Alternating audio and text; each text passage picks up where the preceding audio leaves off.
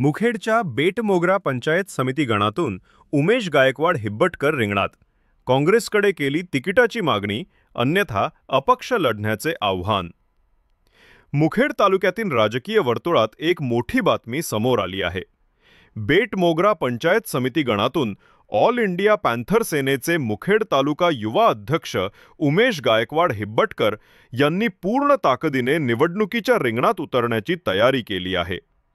All India panther सेनेच्या आदेशाने उमेदवारी all India panther सेना या सामाजिक संघटनेच्या माध्यमातून गोरगरीब लोकांसाठी कार्यरत असलेले राष्ट्रीय अध्यक्ष दीपक भाई केदार यांच्या आदेशाने व मार्गदर्शनाने उमेश गायकवाड हिब्बटकर यांनी हा महत्त्वपूर्ण निर्णय घेतला आहे.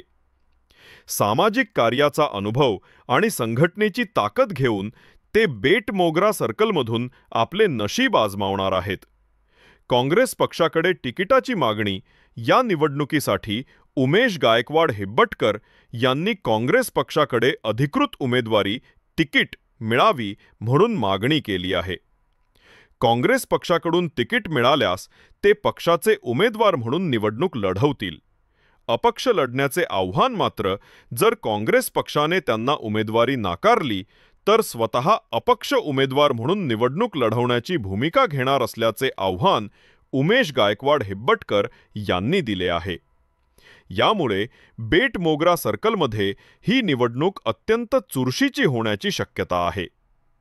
उमेश गायकवाड हिब्बटकर यांच्या या भूमिकेमुळे आता काँग्रेस पक्ष काय निर्णय घेतो याकडे सर्वांचे लक्ष लागले आहे. प्रजाशाहीचा आवाज न्यूजसाठी प्रतिनिधी सूरज कांबळे, बारहाडी सर्कल यांचा अहवाल. ताज्या बातम्या आणि अपडेट्स यासह राजकीय घडामोडी जाणून घेण्यासाठी तुम्ही पाहत रहा प्रजाशाहीचा आवाज न्यूज.